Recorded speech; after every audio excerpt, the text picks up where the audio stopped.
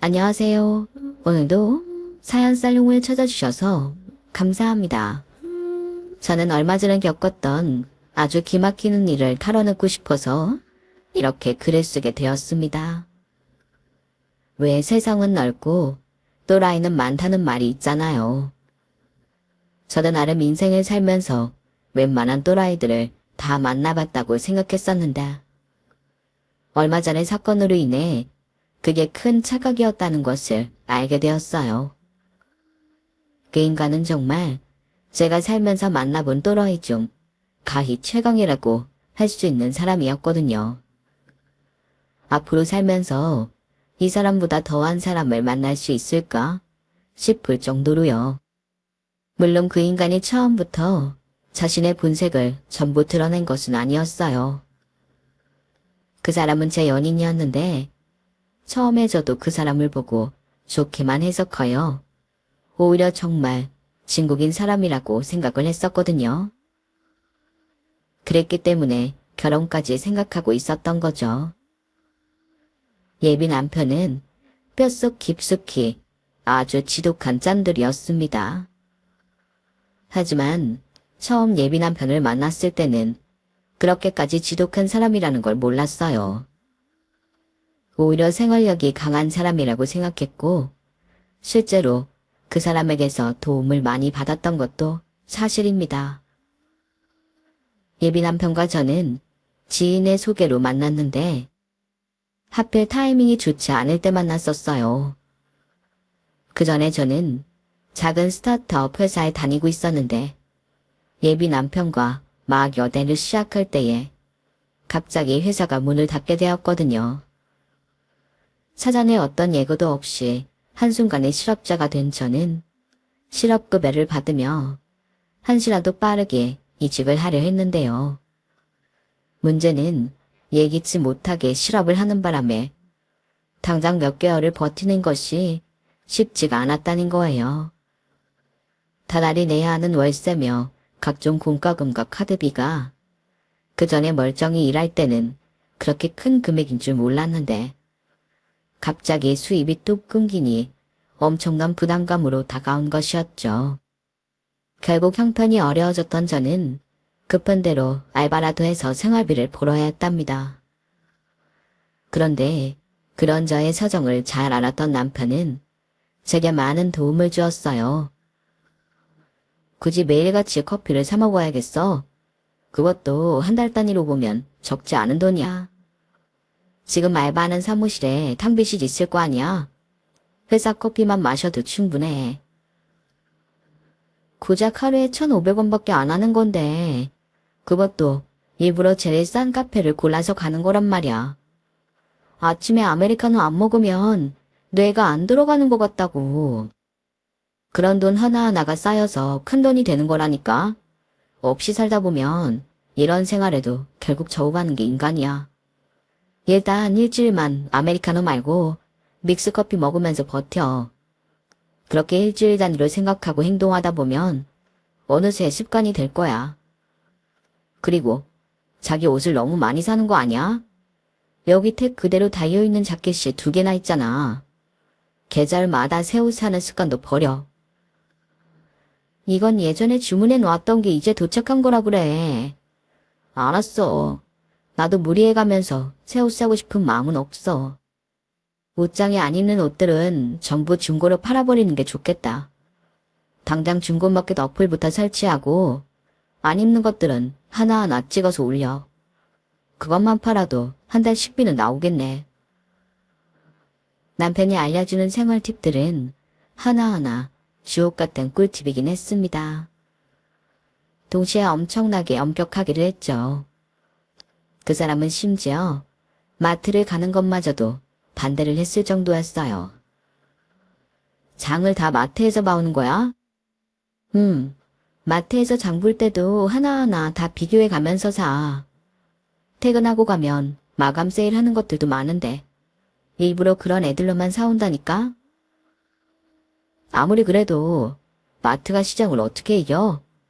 집 근처에 시장 있잖아. 필수로 있어야 하는 것들은 웬만하면 시장을 가서 사도록 해. 거기는 걸어서 30분 거리잖아. 갔다 오는 시간만 1시간인데 장 보고 나서 그 무거운 짐 들고 어떻게 거리를 걸어와. 그건 안 돼. 조금씩 절약하는 게 좋아도 난 그건 못해. 나눠서 사면 되잖아. 자기 퇴근할 때 일부러 한 정거장 늦게 내려서 시장 들렀다 오면 시간도 그렇게 안 잡아먹고 필요한 거 싼 값에 살 수도 있는데 왜 그렇게 안 해? 처음에는 너무 깐깐하게 잔소리하는 그 사람이 야속하기도 했지만 당시 제 사정은 실제로 그렇게 버텨야만 극복할 수 있었어요. 그리고 실제로 남편이 시킨 대로 소비를 최소한으로 줄이고 부지런하게 살며 밥도 집에서 해먹었더니 저는 빠르게 형편이 나아졌답니다. 필요 없는 물건을 중고로 팔게 되니 오히려 집도 깔끔해지고 외식을 안 하니 건강해지기도 했고요. 이직을 하고 나서도 남편이 가르쳐준 생활습관 덕분에 저축도 잘할 수가 있었어요. 저는 제가 이렇게 어려운 형편인데도 저와 헤어지지 않고 오히려 큰 도움을 준 그 사람이 너무 고마웠습니다. 그동안 만나왔던 겉만 번지르르한 남자들과는 달리 이 사람은 참 진국이구나 하고 생각했어요. 남편은 저에게만 절약을 강요했던 게 아니라 본인도 상당히 검소하게 사는 사람이었거든요. 걸치고 있는 옷이나 시계도 전부 오래되고 깨끗한 것들이었는데 그만큼 물건 하나하나를 소중하게 여기고 관리하는 사람이란 걸 알 수가 있었죠. 이거는 할아버지한테 물려받은 시계고 이 코트는 아빠가 나 대학 입학 때 선물로 사주신 거야. 두 분 다 안목이 있으셔서 지금 입어도 안 촌스럽지? 완전 괜찮아. 그냥 요즘 사람들이 입는 기본템 같아. 엊그제 판교에서 대리 한 명 새로 왔다고 했잖아. 근데 그 사람이 쓸데없이 명품 코트를 막 두르고 다니더라고. 대리 월급 그거 얼마나 한다고. 하여간 요즘 애들 다 생각 없이 사치하는 거 진짜 멍청해 보여. 외제차도 뭐 몇 년 할부로 끊어서 끌고 다니더라고. 그게 다 지들 미래 저당 잡히는 짓인지도 모르고. 그러게 자기처럼 차든 옷이든 깨끗하게 관리하고 사용하면 충분히 잘 사용할 수 있는데 말이야. 자기 차도 내부까지 청소가 항상 잘 되어 있어서 완전 새 거 같다니까. 조금만 부지런하면 충분히 이렇게 지낼 수 있어. 그깟 외제차 모느라 헛된 돈 낭비할 바에는 악착같이 모아서 우리 신혼집에 투자하는 게 훨씬 낫지. 확실히 다른 젊은 남자들과 비교해 보았을 때 그 남자는 딱 연애보다도 결혼해야 하는 남자라는 생각이 강하게 드는 사람이었어요. 제 주변 사람들도 그런 그 남자를 굉장히 좋게 보았고 저에게 저 남자 꼭 놓치지 말라고 이야기해주곤 했죠. 저희는 데이트할 때도 굉장히 검소하게 데이트를 했는데 대부분 무료 전시회를 가거나 회사에서나 지인에게서 받은 쿠폰으로 카페를 가고 특별한 날이 아니면 저희 집이나 남편 집에서 밥을 차려 먹었답니다. 둘 다 자취를 했기에 가능했던 일이죠. 이렇게 2년 정도 연애를 하며 저도 새로운 좋은 회사에 이직에 성공할 수 있었고 저희는 자연스럽게 결혼을 약속하게 되었어요. 결혼을 약속하게 된 것도 지극히 남편답게 했는데요. 남들처럼 화려한 프로포즈가 아닌 담백하기 그지없는 청혼이었어요. 평소처럼 남편 집에서 유튜브 영상들을 보며 편하게 놀고 있는데 뜬금없이 저에게 이렇게 물어보더라고요. 내년쯤에는 우리도 결혼할까? 마치 밥 먹고 아이스크림 먹을래? 하는 듯한 말투로요. 물론 그 전에 이미 서로 결혼을 생각하고 있다는 걸 알고 있었기에 언젠간 이야기가 나올 줄은 알았기에 저도 그럴까 하며 답을 했어요. 하지만 내심 많이 놀랐고 또 한편으로는 뭔가 심심하다는 생각이 들었던 것 같아요. 그래도 프로포즈인데 이게 다인가 싶어서 장난삼아 이렇게 물어봤어요. 근데 이게 프로포즈야? 너무 쉽게 결혼하려고 하네. 그럼 뭐 남들처럼 비싼 호텔 룸 빌리고 그런 거 바라는 거야? 그런 건 다 허례허식이야. 뭐하러 순간의 감정을 위해서 그런 낭비를 해? 굳이 그런 거 없어도 내가 자기 살아가는 건 하나지 않잖아. 아하, 그건 그렇지.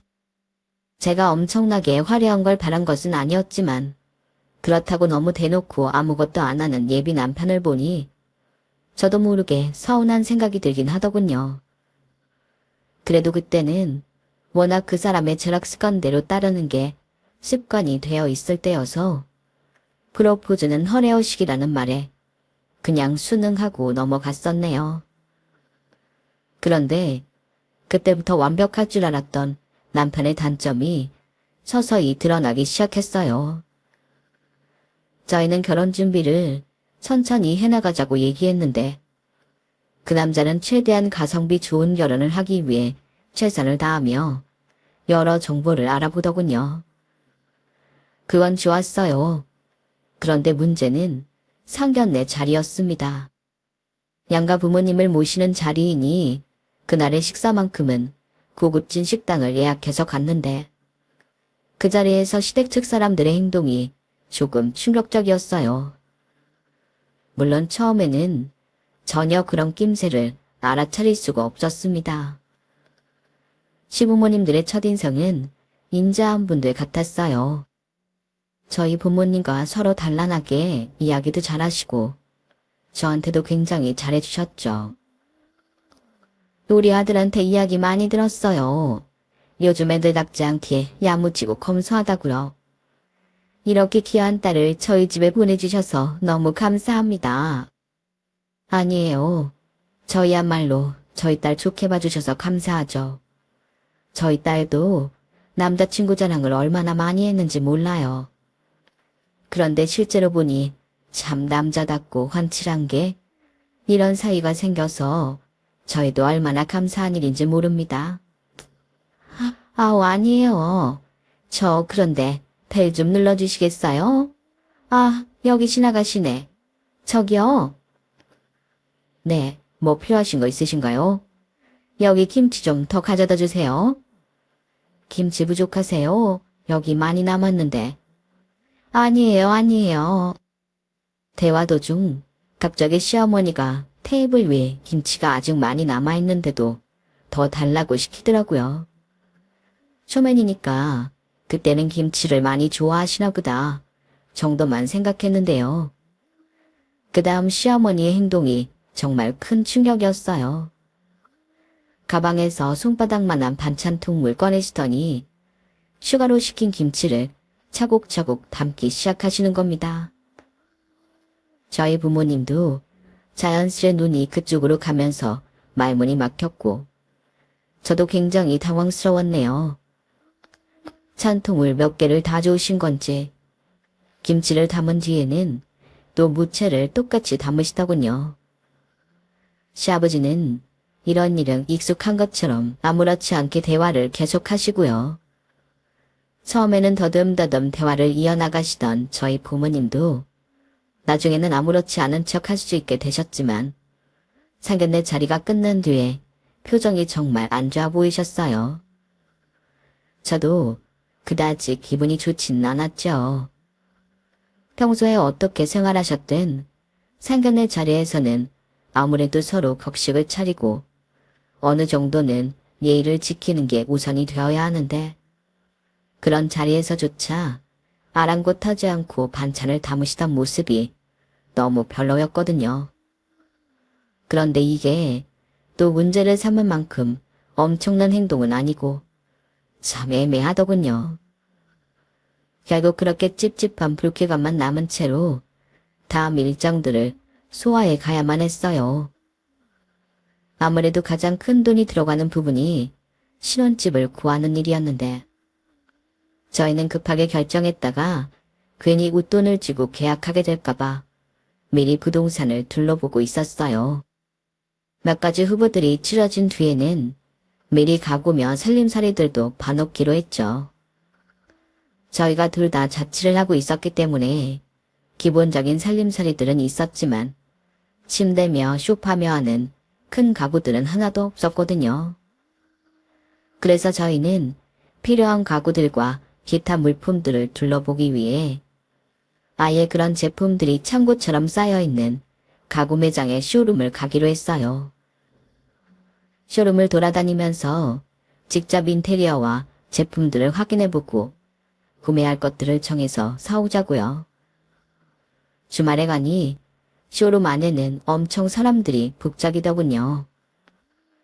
저희와 같은 신혼부부들도 있었고 가족 단위의 고객들도 많아 보였어요. 처음에는 다양한 컨셉으로 꾸며진 인테리어들을 구경하며 즐거웠는데 시간이 지나니 점점 지치더라고요. 주변도 소람스럽고 실내에는 먼지도 너무 많아서 머리가 다 아파오는 겁니다.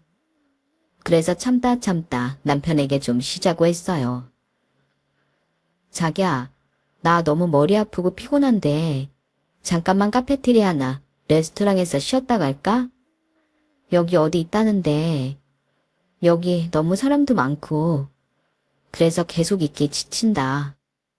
그럼 여기서 좀 쉬자. 이거 침대잖아. 아니, 여기를 나가자고. 사람들이 이렇게 많은 데서 어떻게 이불 안으로 들어가. 뭐 어때? 그러라고 있는 곳인데. 그리고 이왕 쉴 거면 살지 말지 고민하는 침대에서 쉬어봐야지. 아니면 아까 그 남색 소파 괜찮다며. 거기서 한숨 자든지. 뭐? 그게 무슨 소리야. 장난치지 마. 나 진짜 힘들다니까. 원래 견물생심이라고. 카페테리아 갔다가 앉으면 또 뭐 마시고 싶고 그러다 보면 또 먹고 싶고 그렇게 돼. 그럴 바에야 졸린 김에 여기 제품들 제대로 테스트해보는 게 낫지. 여기까지 운전해온 기름값이 또 얼만데. 여기 있는 가구들을 실질적으로 사용해 보고 가야 손해보는 게 아니기리지. 안 그래? 여기 누워. 그러면서 남편은 자꾸만 저를 침대에 눕히려고 하는 거예요. 수많은 사람들이 오고 가며 먼지가 잔뜩 쌓인 침대 안으로 자꾸 밀어넣으니까 저는 당황스럽기도 하고 너무 화가 났어요. 사람들이 다 쳐다보고 가는데 그 사람은 그런 시선 따위는 아랑곳하지도 않더라고요. 남편은 계속 침대가 싫으면 소파에 앉으라며 어디에든 앉히거나 눕히려고 했어요. 결국 저는 너무 불쾌하고 창피해서 그 사람 손을 확 뿌리치고 매장 밖으로 나와버렸습니다. 그 사람은 제 뒤를 쫄래쫄래 따라오면서도 아깝게 왜 다 안 보고 가다는 소리를 하더군요. 저는 대꾸할 힘도 없고 속에 있는 말들을 다 하기엔 사람이 너무 많기도 해서 일단은 아무 말도 하지 않고 걷기만 했습니다. 그런데 제가 차 앞에 도착해서 뒤를 돌아보니 조금 전까지도 제 뒤를 따라오던 남편이 없어진 거예요. 저한테는 어떤 말도 안 하고 갑자기 어느 순간 사라져 당황했는데 한참 후에 나타난 남편은 양주머니에 케첩과 머스타드 소스 그리고 양손에는 핫도그를 2개, 3개씩 들고 오더군요. 그 와중에도 어떻게든 공짜로 가져갈 수 있는 물건을 찾아서 또 꾸역꾸역 챙겨온 거였죠. 이렇게 그냥 가버리면 여기까지 온 게 너무 아깝잖아. 아쉬운 대로 오늘 저녁은 이걸로 대체해야지 뭐. 하면서 핫도그를 5개를 뒷좌석에서 항상 비치해두는 비닐물을 뜯어 소중하게 담는데 그 꼴이 너무 답답하고 화가 나는 겁니다. 저는 그 꼬라지를 보고 더 기분이 상해서 빨리 집으로 가자고 했고 예비 남편은 오는 내내 제 기분은 아랑곳 않고 시간 버리고 돈 벌었다는 소리만 했어요. 저도 결국은 폭발해서 날쌘 목소리로 화를 냈죠. 이 마당에 고작 할 말이 그거야? 진짜 제정신이야. 사람들 다 보는 데서 왜 자꾸 쪽팔리는 짓을 해? 뭐가 쪽팔리다는 거야? 아니, 자기 피곤해서 쉬라는 건데 뭐가 쪽팔려? 그렇다고 거기 누워서 진짜로 자는 사람이 어딨냐고. 내가 그렇게 싫다는데도 그깟 기름값 아깝다고 그 침대로 밀어넣고, 그리고 식당에서 이렇게 케첩이랑 머스타드 소스를 잔뜩 가져오는 사람이 어딨어. 필요한 만큼 가져가는 게 당연한 상식이잖아. 내가 진짜 이 말까지는 안 하려고 했는데 진짜 징글징글하다. 꼭 그렇게 유난을 떨어야겠어. 유난이라니, 이게 뭐가 유난이라는 거야. 자기가 운전을 안 해서 모르나 본데. 요즘 기름값이 얼마나 비싼 줄 알아? 밥값은 또 얼마나 비싸고. 아, 진짜 대화가 안 통하네. 더 이상 얘기하기도 싫으니까 말 걸지 마. 그러고 저는 집으로 갈 때까지 말 한마디도 안 했고, 내릴 때도 차 문을 쾅 닫고 내렸습니다. 그날은 너무 화가 나서 밤늦게 그 남자에게 연락이 와도 거들떠보지도 않았어요. 다음날이 되어서야 확인을 해보니 예비 남편에게서 부재중 통화 2통과 자기도 그날은 예민했던 것 같다며 미안하다는 메시지가 와 있더군요. 그걸로 완전히 화가 풀리지는 않았지만 계속 다른 일정들을 소화하다 보니 자연스레 잊혀지게 되었죠. 예정되어 있었던 약속이 많다 보니 저희는 계속해서 바쁘게 결혼 준비를 해 나가야만 했거든요. 당장 일주일 후에 저희는 차례대로 양가 부모님을 모시고 예물 예단을 했습니다. 그 사람이 하도 짠돌이라 예물 예단은 안 할 줄 알았는데 의외로 그건 또 챙기더라고요. 저는 직접 시부모님과 돌아다니며 마음에 드시는 훈수 이불을 찾아 선물해드렸고, 그 사람은 따로 시계와 주얼리 세트를 준비해와서 친정 부모님과의 식사자리에서 드렸죠. 양가 부모님 모두 진심으로 만족해 하셨고, 까다로울 수 있었던 일정을 잘 소화하게 되어서 저희도 마음이 좀 놓였네요. 부모님들과의 일정을 마치고 나서는 축가와 사회를 봐주기로 한 친구들에게 식사를 대접하기로 했는데요. 사회는 그 사람 친구가, 축가와 축사는 제 친구가 맡아주기로 했어요. 그때 제 친구가 막 개인 카페를 오픈했을 때였는데 음악하는 친구답게 감각적으로 카페를 잘 꾸며 놓았더라고요. 친구와 카페를 마감하기 전에 저희 2사람이 먼저 퇴근을 해서 카페에서 친구를 기다리다가 미리 예약한 레스토랑까지 픽업해 가기로 했어요. 그 사람과 함께 카페에 도착하니 친구가 저희를 위해 커피를 내려줘서 신경 쓰이지 않게 2층에서 기다리기로 하고 올라갔죠. 저는 테이블에 앉아서 한숨 돌리려고 했는데 그 사람은 냅킨을 가지러 가더니 한참 후에야 돌아오더군요. 그런데 테이블로 돌아온 그 사람을 보고 저는 깜짝 놀랐어요. 사이드바에 있는 냅킨을 전부 뽑아왔는지 양손 가득 냅킨을 안고 오더군요. 심지어 아메리카노에 타먹으라고 배치된 설탕 스틱도 양주머니 가득 꽂아왔어요. 남의 시선은 아랑곳도 않고 공짜 물품들을 잔뜩 챙긴 채 뒤뚱뒤뚱 걸어오는 것이 솔직히 말하면 충격적일 만큼 정내미가 뚝 떨어지더군요. 사람들의 시선이 느껴져서 저는 지구멍이라도 숨고 싶을 정도로 너무 창피했고 얼굴이 활활 불타오르는 것 같았어요. 뭐 하는 거야? 뭐가? 내 가방 어딨지? 아, 여기다. 이거 가방 입고 좀 잡고 있을래? 여기 냅킨만 챙겨도 한 달은 휴지 걱정 안 해도 되겠어. 미쳤어? 이건 절도나 다름없는 짓이잖아. 진짜 왜 그래? 이게 왜 절도야? 필요한 만큼 가져가라고 비치해 뒀잖아. 내가 이만큼 필요하다는데 카페 주인이 뭘 어쩔 거야? 그리고 이것도 원래 전부 커피값에 포함되어 있는 거잖아. 애초에 에스프레소에 물 탄 걸 5,000원이나 받는 게 더 절도나 다름없지. 이래야 커피값 뽕 뽑는 거야. 그 카페 주인이 내 친구라고. 걔가 얼마나 어렵게 카페 차렸는데 자기 지금 뭐 하는 짓이야? 아, 그래? 아, 이 카페 자체가 친구분 거라고? 근데 그러면 친구분도 이 정도는 감안하시고 오픈하신 거 아니야? 서비스직이잖아. 뭐, 자기 대체 뭐가 문제야? 친구가 축사랑 치과랑 두 개나 같이 해준다는데 친구 카페에서 이렇게 진상을 부려야겠어? 친구 카페가 아니더라도 왜 이렇게 궁상맞은 짓을 해? 사람이 정도라는 게 있어야지. 친구분 카페인지 몰랐다니까. 알았어. 이건 다시 꽂아놓고 올게. 그러더니 냅킨을 정말 소심하게 반뭉치 커피 스틱도 반 주먹 정도만 집어서 다시 셀프바에 돌려놓고 오는 겁니다. 그 꼬라지에 한 번 더 뚜껑이 열려버린 저는 가방 안에 있는 냅킨을 전부 꺼내고 그 인간이 주머니에 있는 스틱도 억지로 뺏어서 셀프바의 도로 잘 진열해 놓았죠. 그게 아까워서 본능적으로 절 말리려는 그 남자의 손등을 때려서 제압했어요. 착소리도 아니고 퍽소리가 날 정도로 세게 내려치자 깜짝 놀라더군요. 지금 당장 이 자리에서 파혼당하고 싶지 않으면 얌전히 있어. 제가 이를 악물고 험악하게 얘기하자 그 사람은 그저 저의 손등을 살살 문지르며 물러났죠.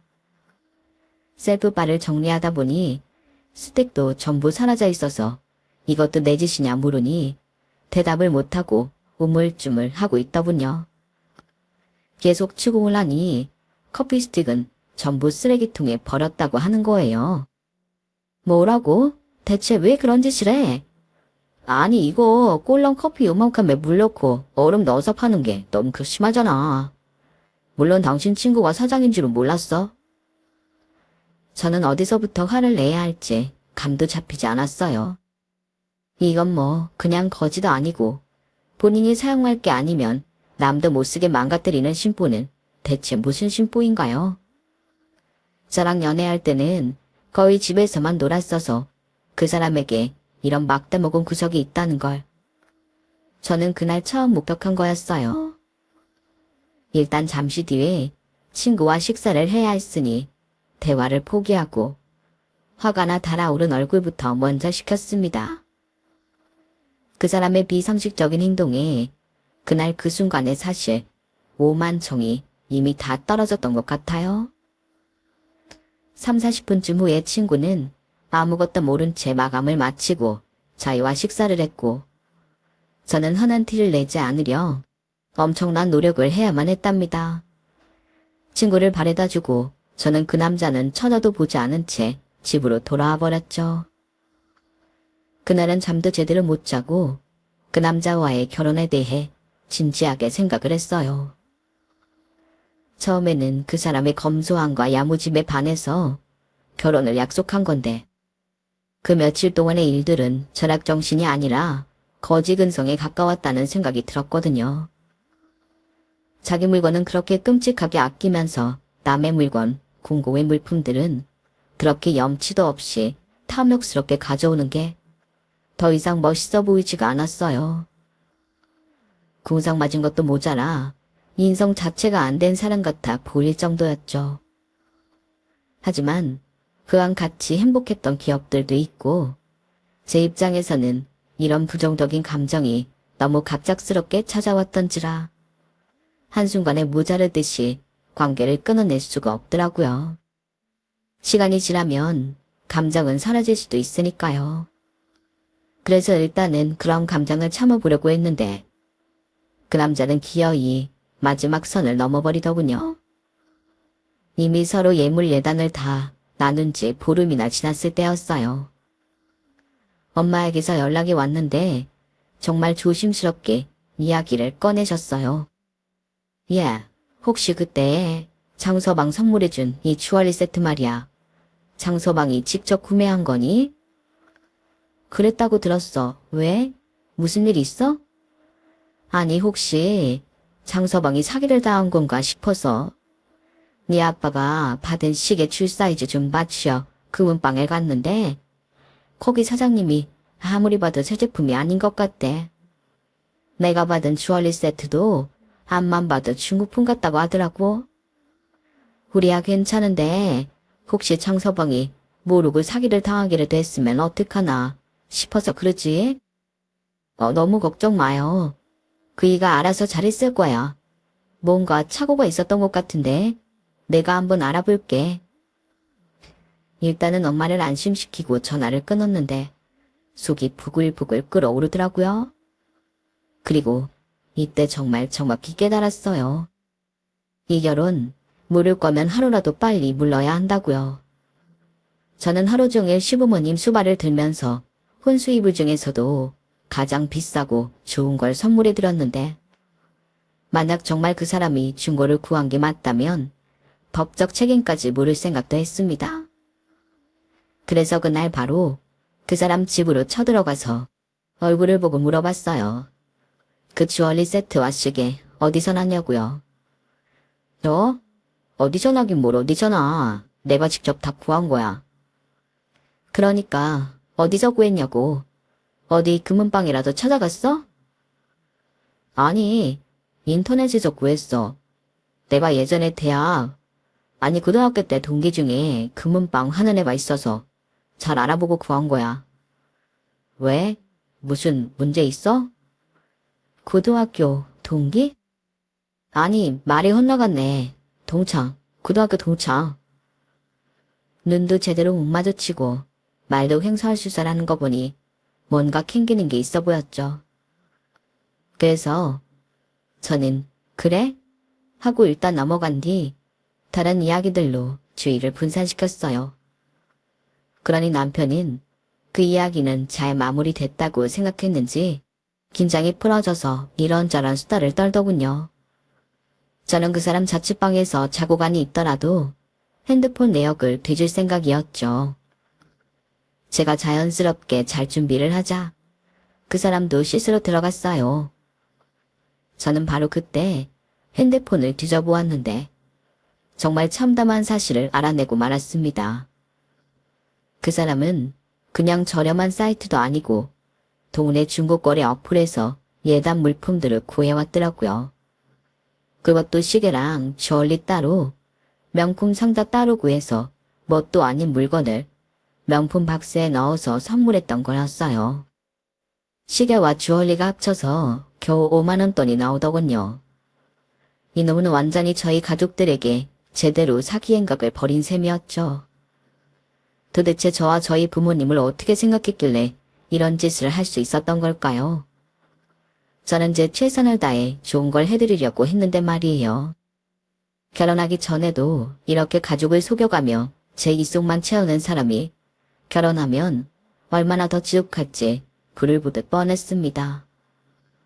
그걸 저희 부모님은 혹시라도 그 사람이 어디 가서 사기라도 당했을까봐 걱정하며 조심스럽게 말을 꺼내셨던 걸 생각하니 핸드폰을 쥔 손이 부들부들 떨릴 정도로 정말 화가 머리끝까지 나더군요. 저는 일단 급한 대로 그 화면들을 제 핸드폰으로 전부 찍어 놓았고 도저히 멀쩡한 낯으로 그 사람을 볼 수 없어서 먼저 잠이 든 척을 했어요. 그 사람은 제가 잠이 든 걸 확인하고 곧바로 불을 끄고 잤습니다. 저는 밤새 머리를 굴렸어요. 파혼을 하긴 하더라도 결코 곧게 하고 싶지가 않았거든요. 저는 새벽 일찍 오전 반차를 신청했고 그 사람에게는 일이 생겨 좀 늦게 출근하게 되었다고 들러댔어요. 그래? 그럼 여기 있다가 출근하려고? 아침만 간단하게 차려 먹고 설거지 해두고 갈게. 아, 그래? 그래, 알았어. 아침 많이 먹을 거야? 평소 먹는 대로 먹을 건데. 왜? 쌀이 아까워? 아니, 무슨 소리야. 예상치 못했던 일이라 물어본 거야. 자기 이렇게 갑자기 출근 시간 늦춰진 건 처음이잖아. 편하게 먹고 출근해. 그 사람은 쌀만 아까워할 뿐 아무런 의심 없이 저를 두고 먼저 출근했습니다. 그리고 저는 밤새 생각했던 일을 실행에 옮겼어요. 그 사람이 제 부모님과 친구에게 했던 무례를 똑같이 돌려주기로 했거든요. 일단 쌀을 바닥에 센 뒤만 남겨두고 전부 음식물 쓰레기통에 담아서 버렸어요. 참기름, 고추장, 간장, 소금, 후추, 모두 똑같이 그렇게 1cm만 남기고 벌어버렸죠. 계란이며 버터, 하여간 항시 빛이 되어 있을 모든 재료들은 다 그렇게 한 입만 남겨놓고 전부 벌어버렸어요. 샤워를 하기 위해 들어가서는 샴푸와 린스, 바디워시도 똑같이 1cm만 남기고 전부 사용해버렸고, 수건도 8장 정도 바닥에 펼쳐놓고 씻은 뒤 전부 축축한 상태로 빨래통에 넣었죠. 주방 퐁퐁, 세탁세제, 섬유유연제 역시 마찬가지였습니다. 하여간 눈에 띄는 모든 제품을 다 탈탈 털어서 옹졸하게 한번 사용할 양만 남기고 전부 벌어버렸어요. 복수라고 하면서도 저도 제 자신이 치사하고 쪼잔해 진절머리를 쳤네요. 마지막으로 그 사람이 비치해둔 휴지는 전부 쏙 빼서 휴지심만 남겨놓은 채 휴지 알맹이만 가방에 넣어 들고 오는 것으로 마무리를 했답니다. 사무실에서 산뜻한 마음으로 일을 하고 집에서 저녁을 먹고 있는데 아니나 다를까 그 사람에게서 연락이 오더군요. 자기야, 오늘 아침에 무슨 일 있었어? 무슨 일? 아니, 자기 아침 먹고 갔다면서 뭐 해 먹었어? 뭘 했길래 쌀이 하나도 없어. 쌀이? 왜? 쌀이 어떤데? 아니, 냉장고 아니. 너 지금 뭐 하자는 거야? 내가 뭘? 내 집안에 무슨 짓을 해놓은 거냐고. 그 사람은 저와 통화를 하며 집안을 찬찬히 둘러보는 듯 했는데 점점 목소리가 높아지더군요. 종국에는 거의 혼비백산해서 횡설수설하다가 제 자취방으로 찾아왔어요. 그 사람은 얼굴이 벌개진 채로 화가 잔뜩 나서는 개거품을 물고 화를 내는 겁니다. 이게 뭐하는 짓이야. 어떻게 나한테 이럴 수가 있냐고.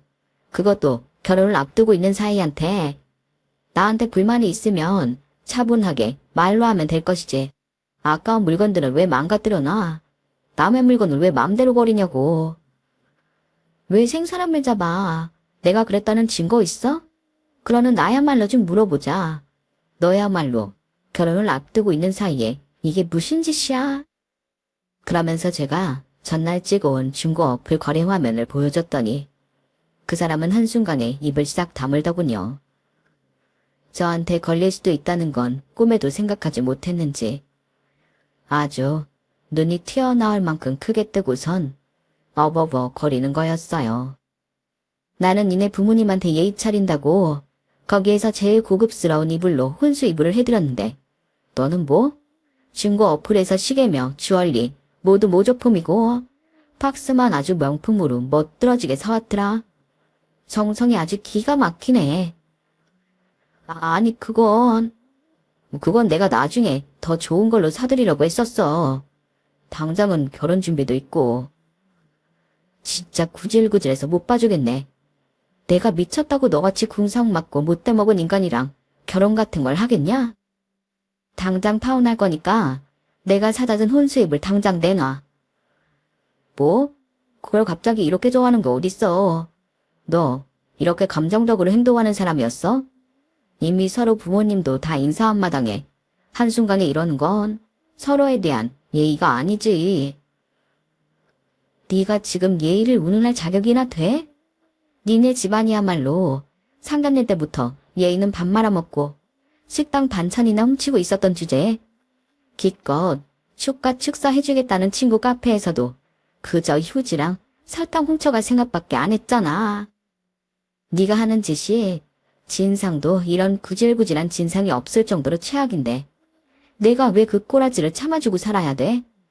내가 너랑 그래도 만난 기간이 있어서 충고해주는데 너 인생 그따위로 살지 마. 결혼할 신부 부모님을 약봐도 입은 주제. 어쩜 사람을 감쪽같이 속여서 이딴 짓을 하냐? 말 다 했어? 나는 뭐 할 말 없는 줄 알아? 그 모조품이라도 감지덕자인 줄이나 알아. 너희 집안 수준에 무슨 명품식이나 말해. 유리인지 다이아인지 구분도 못하는 주제에 무슨 명품식이나 따져. 나 아니었으면 실업자 신세 면하지도 못했을 것이. 니네 가족들한테는 그 모조품도 아까워, 알아? 이 같은 소리 하고 있네. 나도 너처럼 사치 심하고 남의 살림 거덜내는 여자랑 결혼할 생각은 요만큼도 없어. 타원해, 타원.